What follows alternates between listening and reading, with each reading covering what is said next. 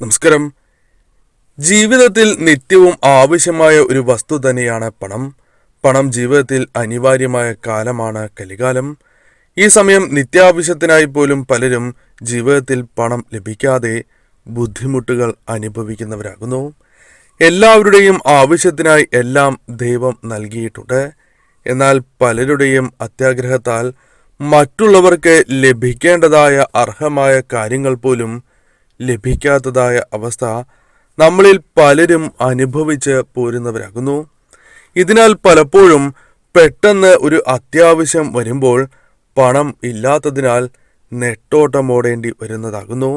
പ്രയാസങ്ങൾ അനുഭവിക്കേണ്ടതായി വരുന്നതാകുന്നു.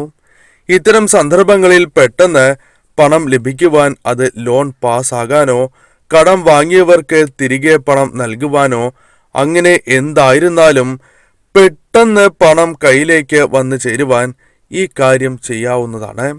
ഈ കാര്യങ്ങൾ ചെയ്യുകയാണ് എങ്കിൽ തീർച്ചയായും നിങ്ങളുടെ ജീവിതത്തിൽ ധനവരവ് വർദ്ധിക്കും എന്നാണ് പറയുക. അതേക്കുറിച്ചാണ് ഈ വീഡിയോയിലൂടെ പരാമർശിക്കുന്നത്. ഐശ്വര്യം വീടുകളിലേക്ക് കൊണ്ടുവരികയും അത് നിലനിർത്തുക എന്ന കാര്യവും നാം എപ്പോഴും ചെയ്യേണ്ടതായ കാര്യമാണ്. അതിനായി പ്രഥമമായും നാം ചെയ്യേണ്ടതായ ഒരു കാര്യം വീടും പരിസരവും വൃത്തിയായി സൂക്ഷിക്കുക എന്ന കാര്യമാണ്. ഇപ്രകാരം വൃത്തിയായി സൂക്ഷിക്കുന്ന വീടുകളിൽ തീർച്ചയായും പോസിറ്റീവ് ഊർജം വർദ്ധിക്കുകയും ലക്ഷ്മി ദേവിയുടെ സാന്നിധ്യം ആ വീടുകളിൽ വർദ്ധിക്കുകയും ചെയ്യും. ഇത് അനിവാര്യമായ കാര്യമാണ്. എന്നാൽ വൃത്തിയില്ലാത്ത ഇടത്ത് അഥവാ അശുദ്ധിയായി തന്നെ വീടുകളിൽ സൂക്ഷിക്കുകയാണ് എങ്കിൽ ആ വീടുകളിൽ ഒരിക്കലും ലക്ഷ്മിവാസം ഉണ്ടാകില്ല. അവിടെ ഉണ്ടാവുക മൂദേവിവാസമാണ്. അഥവാ മൂദേവിയാണ് ആ വീടുകളിൽ പ്രവേശിക്കുക. അതിനാൽ തന്നെ ആ വീടുകളിൽ ഉയർച്ച ഉണ്ടാകണം എന്നില്ല. ധനപരമായ നേട്ടങ്ങൾ ഉണ്ടാകില്ല. കൂടാതെ കൈകളിൽ ധനം നിൽക്കുന്നതല്ല. എപ്പോഴും അസുഖങ്ങൾ വരാം.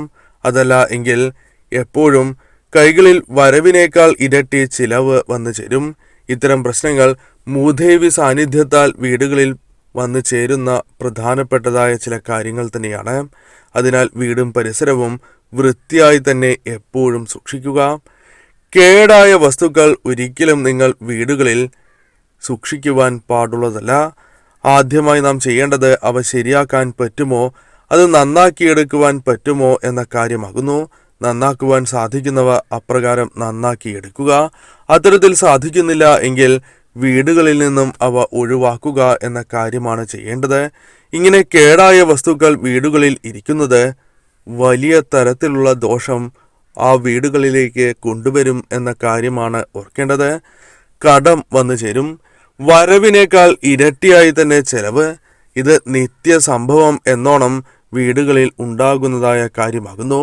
അതിനാൽ തന്നെ ആ വീടുകളിൽ വിചാരിച്ച രീതിയിലുള്ള ഉയർച്ച വന്നു ചേരില്ല എന്ന് മാത്രമല്ല, കടബാധ്യതകൾ നാൾക്കുനാൾ വർദ്ധിക്കുന്നതിന് കാരണമായി തീരും. അതിനാൽ എത്തരത്തിലുള്ള വസ്തുക്കളാണ് എങ്കിൽ പോലും കേടായതാണ് എങ്കിൽ അവ വീടുകളിൽ നിന്നും ഒഴിവാക്കുക തന്നെ വേണം. മഞ്ഞൾ ജലത്തിന് വളരെ വലിയ പ്രാധാന്യം തന്നെയുണ്ട്. മഞ്ഞൾ ജലം വീടുകളിൽ പോസിറ്റീവ് ഊർജം വർദ്ധിപ്പിക്കുന്നതാകുന്നു. അതിനാൽ തന്നെ വീടിൻ്റെ പ്രധാന 4 മൂലകളിൽ നിങ്ങൾ തളിക്കുക. അതേപോലെ തന്നെ ഒരു വീടിൻ്റെ ഏറ്റവും പ്രധാനപ്പെട്ടതായ ഭാഗം പൂജാമുറി, അടുക്കള, പ്രധാന കിടപ്പുമുറി എന്നിവയാകുന്നു. ഇവിടെയും തളിക്കുക. ഉപ്പുജലമായിരുന്നാലും മതി. അങ്ങനെ ചെയ്യുന്നതും ദേവിയെ നമ്മുടെ വീടുകളിലേക്ക് ക്ഷണിക്കുന്നതിന് തുല്യമാണ്. ഒരു ദിവസമല്ല, നിത്യവും ഇപ്രകാരം ചെയ്യുന്നത് ഏറ്റവും ശുഭകരമാണ്. ആ വീടുകളിൽ പോസിറ്റീവ് ഊർജം പെട്ടെന്ന് വർദ്ധിക്കുന്നതാകുന്നു. ഈ പരാമർശിച്ച കാര്യങ്ങളാണ് പ്രഥമമായും ചെയ്യേണ്ടതായ കാര്യങ്ങൾ. ഇനി നാം ചെയ്യേണ്ടത് ഏറ്റവും വിശേഷപ്പെട്ടതായ ചില കാര്യങ്ങളാകുന്നു. വെള്ളിയാഴ്ച ദിവസമാണ് ഈ കാര്യം ചെയ്യേണ്ടത്. കാരണം വെള്ളിയാഴ്ച ചെയ്യുന്നത് ഏറ്റവും ശുഭകരമാണ്. അല്ലെങ്കിൽ വെള്ളിയാഴ്ച മുതൽ ആരംഭിക്കാം എന്ന് തന്നെ പറയാം. വെള്ളിയാഴ്ച ദിവസം ഇങ്ങനെ ചെയ്യുന്നതിലൂടെ കൂടുതൽ ഫലം വന്നു ചേരും. അതിനാലാണ് ഇപ്രകാരം പറയുന്നത്. നിങ്ങൾ ചെയ്യേണ്ടത് വൈകുന്നേരം വിളക്ക് തെളിയിക്കുക എന്ന കാര്യമാണ്. സാധിക്കുന്നവർ നെയ്വിളക്ക് തന്നെ തെളിയിക്കുക.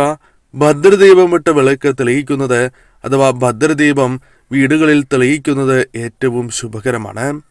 ശേഷം കനകധാര സ്തോത്രം കേൾക്കുകയോ പാരായണം ചെയ്യുകയോ ചെയ്യുക. അല്പം ദീർഘമായ ഒരു മന്ത്രമാണ്. എന്നാൽ ഈ മന്ത്രം ജപിക്കുന്നത് ധനപരമായ വർധനവിനും ധനം പെട്ടെന്ന് കൈകളിലേക്ക് വന്നു ചേരുവാനും സഹായകരമാകുന്നു. അതിനാൽ കനകധാര സ്തോത്രം കേൾക്കുകയോ പാരായണം ചെയ്യുകയോ ചെയ്യുക. അടുത്തുള്ള ദേവീ ക്ഷേത്രത്തിലേക്ക് കാര്യം നടന്നാൽ കടുംപായസ വഴിപാട് നേരുക. മനസ്സിലെ ആ ആഗ്രഹം നടക്കുകയാണ് എങ്കിൽ കടുംപായസം അമ്മയ്ക്ക് നടത്താം എന്ന് പ്രാർത്ഥിക്കുക. കുങ്കുമം എടുത്തതിന് ശേഷം ദേവീക്ഷേത്രത്തിൽ പൂജിച്ച കുങ്കുമമാണ് എങ്കിൽ അതീവ ശുഭകരം. ഈ കുങ്കുമത്തിൽ അല്പം പനിനീർ അല്ലെങ്കിൽ ശുദ്ധമായ വെള്ളം ചേർത്തതിന് ശേഷം ഒരു ശുദ്ധമായ പേപ്പർ എടുത്ത് ആ പേപ്പറിൽ ശ്രീം എന്ന അത്ഭുതകരമായ വാക്ക് എഴുതുക.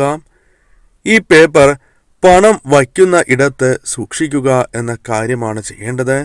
ഇപ്രകാരം ആർക്കും ചെയ്യാവുന്ന ഒന്ന് തന്നെയാണ്. ദേവിയുടെ അതിവിശേഷപ്പെട്ട ബീജാക്ഷരമാണ് ശ്രീം. അതിനാൽ ഈ വാക്കിന് വളരെ വലിയ പ്രാധാന്യം തന്നെയാണ് ഉള്ളത്. അതിനാൽ ഈ വാക്ക് ഇപ്രകാരം എഴുതി ഇങ്ങനെ സൂക്ഷിക്കുക. രാത്രി ഉറങ്ങുന്നതിന് മുൻപ് കൈവെള്ളയിൽ പച്ച അല്ലെങ്കിൽ ചുവന്ന മഷിയിൽ ശ്രീം എന്നെഴുതുന്നതും ഏറ്റവും ശുഭകരമാണ്.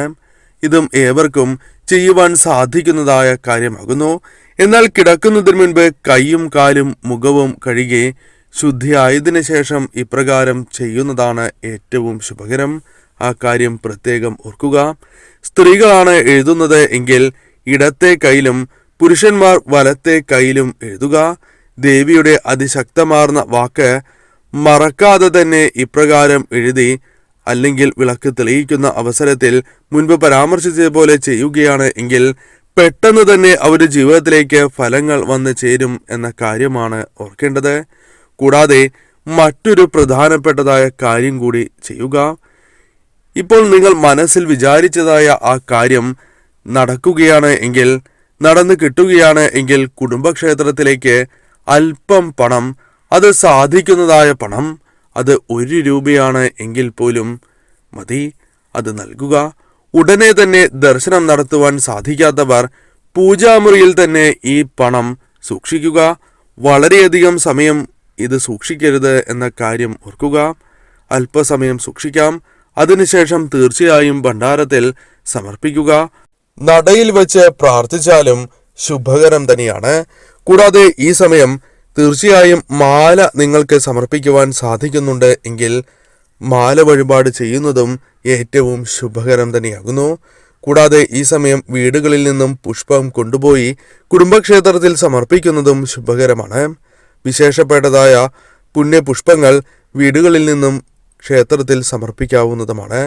കൂടാതെ അടുത്തുള്ള ഭദ്രകാളി ക്ഷേത്രത്തിൽ കടുംപായസ വഴിപാട് നടത്തുവാൻ മുൻപ് പരാമർശിച്ച രീതിയിൽ തന്നെ നടത്തുവാൻ മറക്കാതിരിക്കുക.